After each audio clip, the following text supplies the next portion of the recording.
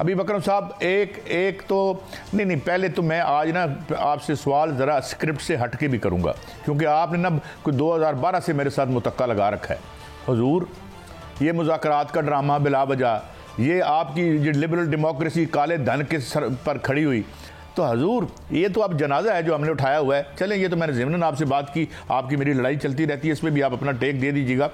मुज़ाकरात एक ड्रामा ही है मेरे ख्याल में, तो आप क्या समझते हैं जनाब हबीब अकरम साहब? काई साहब, जहां तक लिबरल डेमोक्रेसी का ताल्लुक है तो नो डाउट उस पर आपका और मेरा इख्तलाफ है, लेकिन मैं उस आगे बात बढ़ाने से पहले ये जरूर कहना चाहूंगा कि पाकिस्तान ने अभी तक लिबरल डेमोक्रेसी की नेगेटिव चीजें, तो हमने डेमोक्रेसी लिबरल हो या कंजर्वेटिव हो या कुछ भी हो, हमने तो अभी डेमोक्रेसी के फ्रूट्स चखे तक भी नहीं है। और लिबरल डेमोक्रेसी जहां दुनिया भर में पैसे के जोर पे चल रही है, पाकिस्तान में हमने देखा है कि 8 फरवरी 2024 को जो इलेक्शन हुआ उसमें ऐसे लोग भी जीत के आए जिन्होंने, बल्कि ज्यादा ऐसे लोग जीते जिन्होंने एक ढेला भी अपने इलेक्शन पे खर्च नहीं किया था। गोया पाकिस्तान ने डेमोक्रेसी को सपोर्ट किया, लेकिन उसके बाद जब ये इलेक्शन कमीशन और आरओ के हत्थे चढ़ी तो फिर हमने देखा कि पाकिस्तान के अंदर जो कुछ हुआ है। जहां तक मजाक, मैं सिर्फ इतना बात कहूंगा, सिर्फ इतनी बात कहूंगा कि लेकिन से पहले आपकी बात है और लेकिन के बाद मेरी बात है। अब आप आ जाए मुज़ाकराती कमेटी पे। जी अच्छा, जहां तक मुज़ाकरात का मामला है तो मैं नहीं समझता कि पाकिस्तान के अंदर इस वक्त ऐसा माहौल है कि जहां पर मुज़ाकरात हो सके। और मुज़ाकरात पहले तो हमें यह तयन करना है कि किस किस के दरमियान होने हैं। क्या हुकूमत और इमरान खान के दरमियान होने हैं, या एस्टैब्लिशमेंट और इमरान खान के दरमियान होने हैं, या इन तीनों के दरमियान होने हैं? अब यहाँ पर जब तक इन फरीकों का तयन नहीं किया जाएगा, उस वक्त तक हम मुज़ाकरात के बारे में जितनी भी बातें हों, मेरा ख्याल है कि वो ख्वाहिशात पर मबनी तो हो सकती है।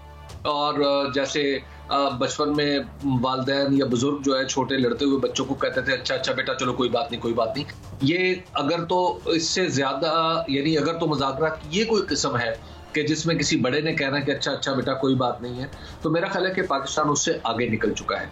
मीनिंगफुल मुज़ाकरात जो है वो मौजूदा हुकूमत से मुमकिन नहीं है, यानी इमरान खान और मौजूदा हुकूमत के दरमियान मैं कोई चीज़ ऐसी कॉमन ग्राउंड नहीं देखता कि जिसके ऊपर मुज़ाकरात हो सके। क्या एस्टैब्लिशमेंट और इमरान खान के दरमियान कोई ऐसा माहौल बन सकता है कि जिसमें मुज़ाकरात हों? तो आज की तारीख तक मुझे ऐसा नहीं लगता। तो लिहाजा ये जो मुज़ाकरात की बातें हैं या मुज़ाकरात के हवाले से जो इमरान खान साहब ने 3 नाम दे दिए हैं, तो इसको बस यूं ही समझना चाहिए कि जाहिर है पॉलिटिशियन के पास ये कहने की गुंजाइश नहीं होती कि वो मुज़ाकरात नहीं करेगा। आगे बढ़ते हैं।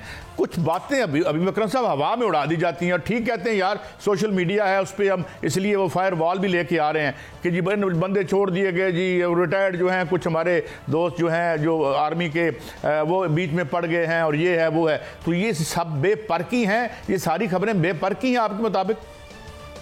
देखिए, बीच में पड़ने की ख्वाहिश, यानी पाकिस्तान के अंदर तनाव कम हो, सही कई सब अगर वो कहे कि आप अपना किरदार अदा करें या आप कोई फार्मूला पेश करें या आप कोई बात करें या किसी भी शख्स को, पाकिस्तान के किसी भी सेन शख्स को ये कहा जाए, करेगा, नंबर 1। दूसरी बात है, पाकिस्तान के अंदर हर नॉर्मल आदमी की ख्वाहिश है कि इस वक्त जो जिस तनाव से मुल्क गुजरा है ये तनाव खत्म हो।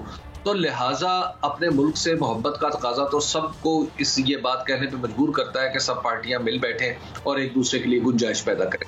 लेकिन यहाँ पर सवाल इससे ज्यादा बुनियादी नोयत का है कि क्या हमने मुज़ाकरात की नहज या मुज़ाकरात का मुनहज वही रखना है जो हम माजी में रखते रहे हैं कि जैसे गुलाम इसहाक़ खान एक जगह बैठे, नवाज शरीफ साहब एक जगह बैठे और उस वक्त chief of army staff Abdul Waheed Kakar एक जगह बैठे और इस तरह के मुज़ाकरात हो गए।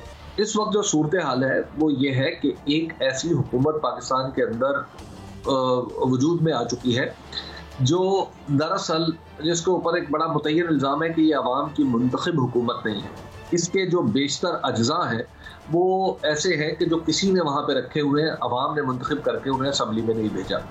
तो जब इस तरह की हुकूमत हो तो जाहिर है इसके साथ तो मतलब मैं नहीं समझता कि कोई मुज़ाकरात होने का कोई इम्कान हो सकता है, सिवाय इसके कि ये हुकूमत पहले कहे कि मैं जहाँ हम जाते हैं, अच्छा ठीक है, फिर उसके बाद कोई मुज़ाकरात की सूरत निकलती है। तो मैं मजबूरी तौर पर मैं अभी ऐसी कोई चीज़ नहीं देख रहा।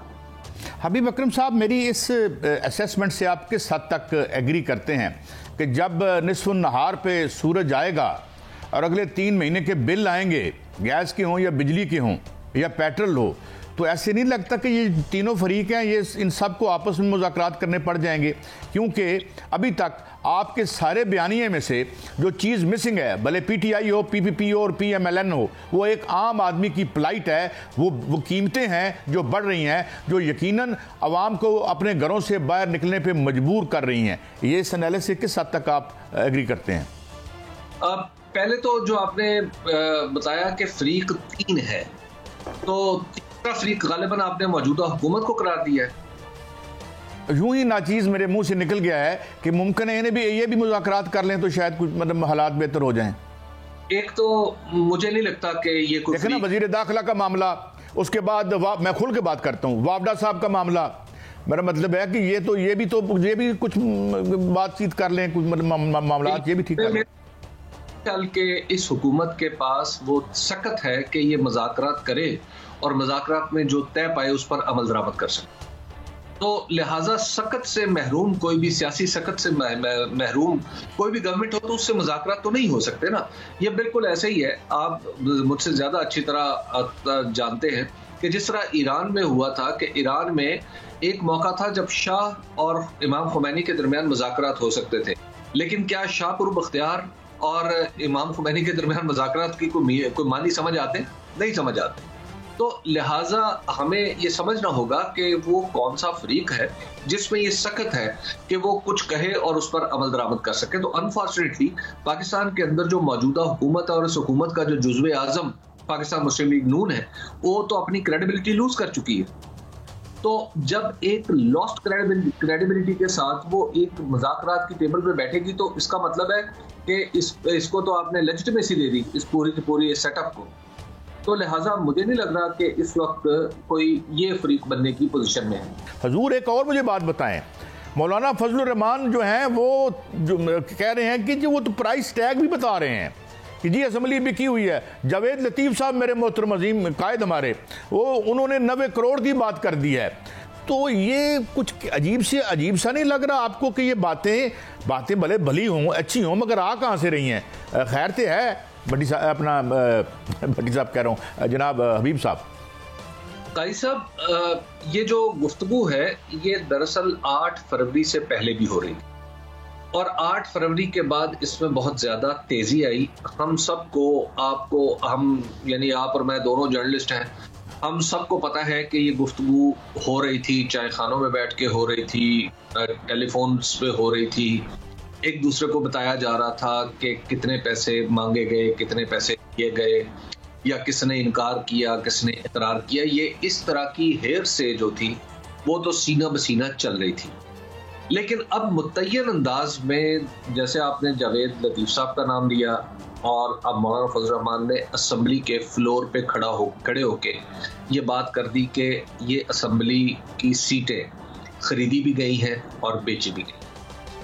अब ये कोई छोटा इल्ज़ाम नहीं, ये गुफ्तगू तो पहले से हो रही थी। ऑनेस्टली आप पाकिस्तान के अंदर जो माहौल है उसमें हम सहाफ़ियों में से किसी की हिम्मत नहीं पड़ी ये बात कहने की। पहले तो ये बताएं कि क्या यहाँ तक आप और मैं एग्री करते हैं? नहीं, मैं एग्री, आपसे तो बिल्कुल एग्री करता हूँ इस बात पे, बल्कि मैं इससे एक कदम आगे जाऊँगा, आप बात मुकम्मल करें।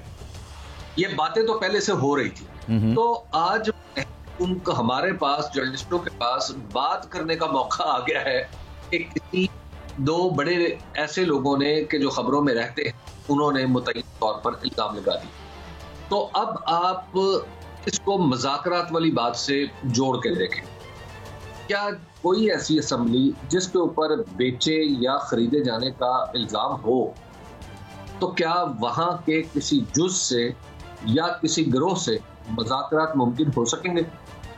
नहीं, फिर वहाँ तो सौदेबाजी हो सकती है ना, दुकानदारी हो सकती है, क्योंकि अगर हम एक ही बात माने तो इन्हें ये तो जमहूरियत ना हुई, करियाने की दुकान हो गई, जरा बड़ी कर लें, पैसा माल बड़ा है। अच्छा हजूर, एक और बात मैंने आपसे पूछनी है। मौलाना फजलुर रहमान बड़े, आपको पता है, जुर्रतमंद हमारे लीडर हैं, वो जिस धड़े में भी हों, आप वो कहते हैं मेरे दिल में बड़े राज हैं, मैं सड़कों पर भी आऊँगा और राज भी खोलूँगा। अली अमीन गंडापुर भी इस तरह की गुफ्तगू कर रहे हैं। ये कौन से राज हैं? यहाँ पर तो सारे सीक्रेट ओपन ही होते हैं वैसे, हबीब अकरम साहब।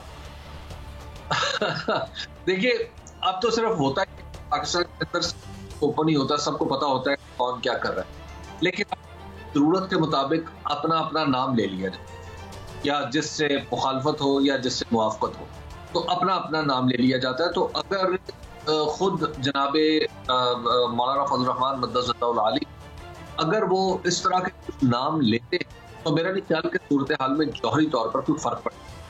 हाँ, ये नाम लेके किसी को थोड़ी एम्बेरसमेंट हो सकती है, थोड़ा सा प्रॉब्लम होगा, लेकिन बल्कि प्रॉब्लम नहीं होगा, एम्बेरसमेंट होगी। लेकिन over a period of time काई साहब हम देखते हैं वो जो जमाने में जब मैं रिपोर्टर था और आप थे, अगरचे मुख्तलिफ इदारों में थे, लेकिन उस जमाने में आपको याद होगा कि खबर भी इसको एम्बेरसमेंट के लिए काफी होती थी और उसको एम्बेरसमेंट महसूस भी होती थी और वो उसको सूरत हाल को कोशिश करता था। लेकिन पिछले 1.5-2 साल में ऐसा लगता है तो एम्बेरसमेंट तो होती ही नहीं है, यानी वो कोई शायद चाहता है कि उसका नाम नेगेटिवली लिया जाए ताकि उसकी धाक बैठे, ताकि गली मोहल्ले में उसके बारे में ही कहा जाए कि यार बड़ा ताकतवर आदमी है, बड़े ताकतवर लोग हैं, उनसे ऐसा नहीं करता। तो शायद अब वो एम्बेरसमेंट वाला तो एलिमेंट ही मुझे लगता है कि पाकिस्तान के अंदर से चला गया है। तो लिहाजा अब जो मौलाना कुछ नाम लेंगे तो वो अपनी जरूरत के ताबे लेंगे, और मैं आपको अर्ज करूं कि कुछ नाम फिर उसके बाद भी लिए जाएंगे। वो और अगर जरूरत पूरी हो जाती है तो फिर नाम नहीं भी लिए जाएंगे, ये भी दुरुस्त है क्या? जी बिल्कुल ऐसा भी हो सकता है, बिल्कुल ऐसा भी हो सकता है।